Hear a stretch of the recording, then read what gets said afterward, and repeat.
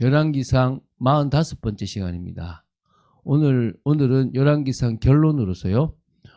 오늘 이제 열왕기상을 마무리합니다. 그래서 오늘 같이 합독할 말씀은 열왕기상 9장 4절부터 7절 말씀입니다. 열왕기상 4절부터 9절 7 열왕기상 9장 4절부터 7절 말씀을 합독하고 나서 열왕기상 전체를 좀 결론 맺는 시간을 가져보도록 하겠습니다. 자, 그러면은 합독하도록 하겠습니다. 내가 만일 내 아버지 다윗이 행함같이 마음을 온전히 하고 바르게 하여 내 앞에서 행하며 내가 내게 명령한 대로 온갖 일에 순종하여 내 법도와 율례를 지키면 내가 내 아버지 다윗에게 말하기를 이스라엘의 왕위에 오를 사람이 내게서 끊어지지 아니하리라 한 대로 내 이스라엘의 왕위를 영원히 견고하게 하려니와 만일 너희나 너희의 자손이 아주 돌아서서 나를 따르지 아니하며 내가 너희 앞에 둔 나의 계명과 법도를 지키지 아니하고 가서 다른 신을 섬겨 그것을 경배하면 내가 이스라엘을 내가 그들에게 준 땅에서 끊어버릴 것이요 내 이름을 위하여 내가 거룩하게 구별한 이 성전이라도 내 앞에서 던져버리리니 이스라엘은 모든 민족 가운데에서 속담거리와 이야기거리가 될 것이며. 주여. 자, 오늘 열왕기상을 모두 이렇게 나누고 이제 결론을 짓는 좀 정리하는 시간이 되었습니다. 그래서 열왕기상을 통해서 우리가 좀 붙잡아야 될 메시지가 무엇이 있는지를 조금 한번 정리하는 시간이 되었으면 좋겠습니다. 첫 번째가 복과 저주의 기준에 대해서 우리는 알아야 됩니다. 이 열왕기서를 한마디로 이렇게 말한다면 신명기 사관적 관점에서의 이스라엘의 왕정 시대에 대한 역사 기록인 겁니다. 다시 말하면 이 신명기 사관적 그 관점이란 역사의 주관자 되신 하나님께 순종할 때 평화와 복을 누리게 되고 반대로 하나님의 말씀에 불순종할 때 저주를 받게 된다는 그런 관점이 이 신명기적 그러니까 신명기 사관적 이렇게 관점이라고 보시면 됩니다. 당연하겠죠. 그래서 말씀을 따라가냐, 말씀을 어기고 가냐, 하나님을 섬기느냐, 우상을 섬기느냐, 이 차이에 대해서 하나님 주시는 복과 저주가 확연하게 차이가 납니다. 그게 이스라엘 역사잖아요. 특히 왕정시대 역사도 그 신명기 사관적 관점이 그대로 가고 있거든요. 결국 이스라엘의 불순종의 결과로 이스라엘은 저주를 받고 포로가 됩니다. 이제 우리가 그걸 열왕기 하를 통해서 보게 될 겁니다. 먼저 북이스라엘이 망하는 걸 볼 거고요. 그리고 남유다도 결국은 망하는 걸 보게 될 겁니다. 그러므로 우리는 여호와 하나님의 말씀에 대한 믿음을 가지고 그 말씀을 따라 살아가는 것이 가장 복이라는 순종의 삶을 살아가는 것이 너무나 중요하다는 것을 알아야 될 줄로 믿습니다. 두 번째는요. 모든 권세의 근원이 누구한테 있냐 이겁니다. 바로 하나님께 있다는 거예요. 솔로몬이 왕이 된 것은 전적으로 하나님께서 솔로몬을 왕으로 선택하셨기 때문입니다. 그러므로 모든 권세의 근원은 하나님께 있다는 것입니다. 사실 솔로몬은 다윗의 11번째 아들이고요. 더 나아가서 다윗과 우리아의 아내였던 바세바 사이에서 나온 인간적으로 말하면 왕이 되기에는 부족하고 문제가 있는 그런 인물이라고 보시면 됩니다. 그에 반해서 그 당시 이 왕이 되려고 했던 아도니아는 당시 생존해 있던 다윗의 아들들 중에서는 장자였을 뿐만 아니라 용모도 준수하였고 나아가 그 당시에 영향력이 있었던 요압과 아비아달의 지지를 받고 있었던 인물이었습니다. 그런데 하나님은 누구요? 아도니아를 선택하신 것이 아니고 솔로몬을 선택하셨습니다. 그래서 결국은 솔로몬이 왕이 됐는데요. 그것은 솔로몬이 날 때부터 그를 다윗의 계승자로 택하셨다라고 사무엘하 13장 24, 25절에 나옵니다. 이러한 사실이 보여주듯이 이 세상의 모든 권세의 근원도 하나님이십니다. 하나님께서 어떨 때는 인정하셨기 때문에 잘못된 권세도 하나님께서 그 권세를 인정하셨기 때문에 세워질 수 있는 거지 하나님께서 인정하지 않으면 세워질 수 없다는 것입니다. 세 번째는요. 하나님을 우선하는 신앙이 중요합니다. 사실 솔로몬이 나중에는 타락했습니다. 나중에는 무너져 버렸습니다. 그러나 처음에는 다윗을 이어서 왕이 되었을 때 뭔가 통치를 하기 이전에 하나님께 일천번제를 드리면서 하나님의 은혜와 하나님의 능력이 아니면 안 된다는 걸 알고요. 그렇게 그때 일천번제를 드리고 하나님께 간구했던 것이 부귀도 아니고 영화도 아니고 권력도 아닙니다. 뭐죠? 하나님의 뜻대로 아버지가 했던 것처럼 이 이스라엘 백성들을 잘 다스릴 수 있는 지혜를 달라고 간구합니다. 그래서 이게 바로 하나님을 우선하는 신앙 자세라고 보시면 됩니다. 이게 하나님의 마음에 합해가지고 하나님은 그에게 지혜뿐만 아니라 부와 영광과 모든 것도 허락해 주셨습니다. 그래서 우리가 마태복음 6장 33절에 있는 것처럼 먼저 그의 나라와 그의 의를 구하는 것이 너무나 중요합니다. 그럴 때 그 영광과 그 의를 위해서 나아갈 때 하나님께서 우리에게 부어주시는 은혜들이 크다는 것입니다. 그 은혜가 없어도 돼요. 우리는 그 은혜를 위해서 열심히 하는 건 아닙니다. 단지 뭐죠? 나를 구원하시고 내가 존재하는 목적 자체가 바로 그거라는 것을 알기 때문에 우리는 그 일을 하는 것입니다. 네 번째입니다. 지혜의 근원이신 하나님이십니다. 솔로몬을 우리는 보통 지혜의 왕이라고 부릅니다. 그 정도로 솔로몬의 지혜는요, 전무후무하다라고, 전에도 없었고 후에도 없을 만큼의 지혜라고 얘기합니다. 그 중에서 이 성경에 나오는 이 솔로몬의 재판은 유명한 재판입니다. 누구도 이 아이의 엄마가 누군지 모릅니다. 지금으로 말하면 DNA를 검사해 보면 되는데 그때만 해도 그런 기술이 없으니까 말로만 정황으로만 이거 볼 수밖에 없기 때문에 누가 이 아이의 진짜 엄마인지 모릅니다. 근데 그것을 가장 현명하게 찾아낸 것이 바로 솔로몬입니다. 그게 지혜거든요. 성경은요, 하나님께서 지혜의 근원이라고 증가하고 있습니다. 그래서 솔로몬은 하나님을 경외하는 것이 지혜의 근본이라고 잠언 9장 10절에 말하고 있습니다. 그래서 우리는 지혜의 근원이신 하나님을 경외해야 되고 그럴 때 하나님의 지혜를 가지고 우리는 살아갈 수 있습니다. 이게 또 열왕기상을 통해서 볼 수 있는 것입니다. 그리고 열왕기상을 통해서 중요하게 우리가 봐야 될 게 성전의 건축입니다. 하나님을 만나는 장소입니다. 지금은 예배당이 성전이라고 그러면 안 됩니다. 그 당시에 성전은 하나님을 안전하게 만날 수 있는 장소예요. 죄인이 하나님을 만나도 죽지 않을 수 있는 장소입니다.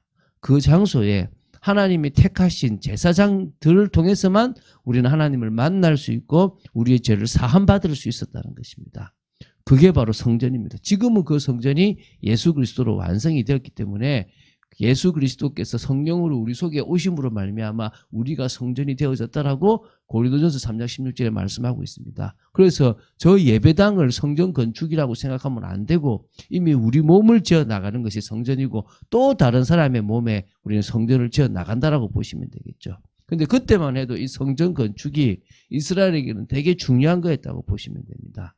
그 다윗이 하고 싶었던 성전 건축을 다윗은 할 수가 없었고 다윗의 아들인 솔로몬이 했고 진짜 다윗의 후손으로 오실 예수 그리스도가 완성하게 되는 그런 하나님의 계획이 있었던 것입니다. 그래서요, 이스라엘은 성전 중심으로 정치와 종교적인 모든 구심점을 이루고 움직였다는 것입니다. 그런데 안타깝게도 이 솔로몬의 성전이 이스라엘의 역사 중에서 딱 단일 중앙 성소로서의 역할을 제대로 감당한 것은 얼마 안 되고 또 그 성전이 있었음에도 불구하고 그들은 온전한 평화를 누리지 못했습니다.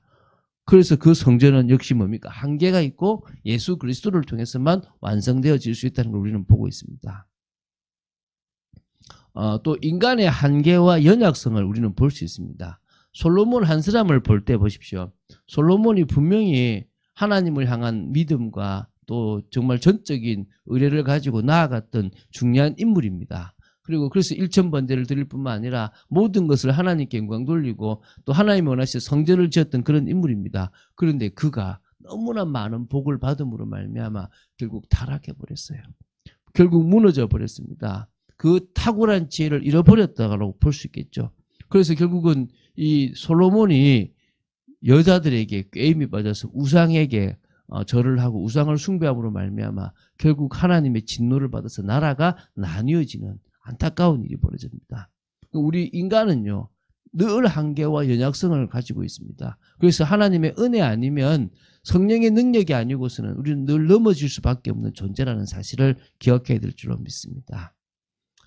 그리고 하나님의 예언의 성취라는 부분이 이 열왕기 그 상에서도 많이 있습니다.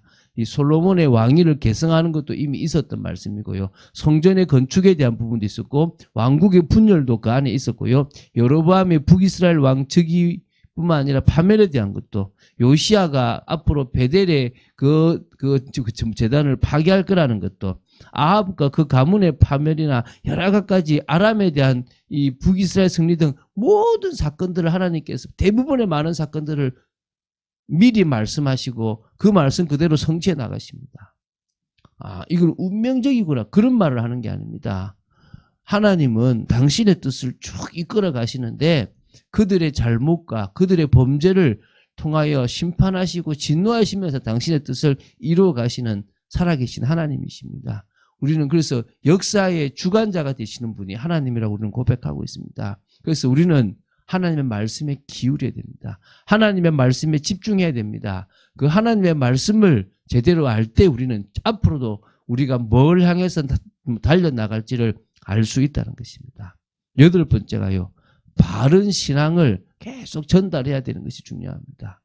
결국은요. 이 신앙이 전달되지 못하니까 왕들이 결국은 실패하게 됩니다.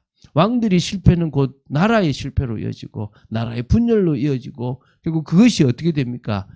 멸망으로 이어지는 겁니다. 결국 그래서 올바른 신앙이 계속 제대로 전달돼야 됩니다. 사실 지금요 위기지 않습니까? 대한민국의 교회가 그 다음 세대에게 언약을 전달하지 못하고 신앙을 전달하지 못했습니다. 너무나 배부름에 너무나 풍요함에 너무나 이렇게 자만함에 빠져버렸던 모습들이 사실 있습니다. 정말 겸손히 하나님 앞에 우리의 부족함과 연약함과 죄성을 고백하고 하나님 앞에 정말 이 신앙을 고백해야 될 줄로 믿습니다. 그리고 정말 자녀들을 믿음으로 키워야 될 줄로 믿습니다. 그리고 이제 은혜로 남은 자가 있습니다. 여러분 그 아합이라는 시대에 이세벨이라는 그러니까 쉽게 말하면 왕비가 들어옴으로 말미암아 이 아합이 이세벨의 말을 듣고 여호와 신앙을 버려버리고 바알과 아세라를 섬기고 전체를 바알과 아세라를 섬기게 만드는 일이 벌어졌습니다. 그래서 다 여호와의 신앙을 가진 선지자들을 제사장들을 다 죽일 그 상황에 하나님은 오바데를 통해서 선지자들을 숨겨주셨고 또 그걸 떠나서 뭡니까? 바알에게 무릎 꿇지 않은 7,000명이 있다라고 말씀하셨습니다. 바울은 그 말씀을 인용해서 로마서 11장에 지금도 은혜로 남은 자들이 있다고 얘기합니다. 어느 시대나 하나님은 은혜로 남은 자를 주셨습니다. 그들을 통해서 하나님은 하나님의 계획을 이루십니다. 소망이 없어 보이는 시대지만 하나님은 반드시 당신의 계획을 이루어 나가신다는 것입니다. 그러면서도요.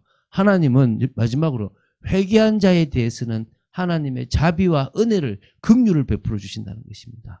이 아합에 대한 얘기가 그 마무리지 않습니까? 이 아합이라는 인물이 얼마나 악합니까? 아까처럼 앞에 말했던 것처럼 이 바알과 아세라를 통해서 여호와 신앙을 끊어버렸죠. 그 정도만 됩니까? 또 뭡니까? 교만해서 마치 자기가 전쟁에서 이긴 것처럼 그랬죠. 나봇의 포도원을 빼앗았죠. 너무나 많은 악행들을 저질렀던 인물이 아합입니다. 그런데 그 아합이 한번 주님 앞에 회개했는데요.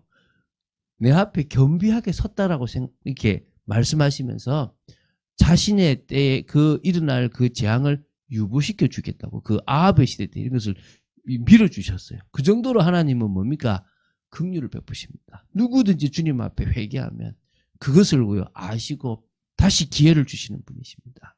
지금도 하나님은 전 세계에 우상을 숭배하는 그들이 회개하고 죽기로 돌아오기를 원하시는 분이심을 우리는 알아야 될 줄로 믿습니다. 자, 이렇게 열왕기상을 보면서도 우리는 쭉 많은 이야기들을 볼 수 있습니다. 다윗의 길로 갈 거냐, 여로보암의 길로 갈 거냐. 오늘 우리는 다윗의 길로 가서 하나님의 뜻을 이루는 삶을 살아야 될 줄로 믿습니다. 그리고 주님이 가르치신 그 기도대로 우리는 응답받고 나아가야 될 줄로 믿습니다. 이제 열왕기상을 마무리 지었고요. 다음 주부터 열왕기 하가 들어갈 것입니다. 또 그것을 통하여 또 의미 있는 중요한 것들을 보고 인도받는 저희들이 되어지기를 바랍니다. 그런 응답받는 여러분 되시기를 주 예수 그리스도 이름으로 축원드립니다. 주는 그리스도시요 살아계신 하나님의 아들이심을 고백합니다. 열왕기상을 통하여 우리가 붙잡아야 될 여러 메시지들을 나누었습니다. 은혜 받는 저희들 되게 하여 주시고 말씀 따라가는 저희들 되도록 지켜주시옵소서. 주 예수 그리스도 이름으로 기도드립니다. 아멘.